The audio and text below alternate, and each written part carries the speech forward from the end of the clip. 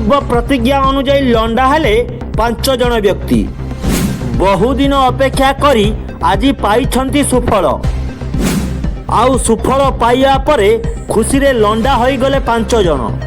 पश्चिम बंगरे TMC गादी हटिवा परे पूर्व प्रतिज्ञा अनुजाई एग्रारे नंडा हेले 5 जन बीजेपी कर्मी। राज्य में राजनैतिक परिवर्तन एवं टीएमसी सरकार पतन पर पूर्व मेदिनीपुर एग्रारे एक अभूतपूर्व दृश्य देखा मिली। महादेव निकट में कर पुराणा प्रतिज्ञा पूरण करने 5 जन बीजेपी कर्मी एवं स्थानीय नेता एकाकालीन नंडा होती। एग्रा 1 नंबर ब्लॉक सहारा अंचल में श्रीपुर बजार में प्रसिद्ध केशवेश्वर जीव शिव मंदिर में नंडा होते बीजेपी कर्मी।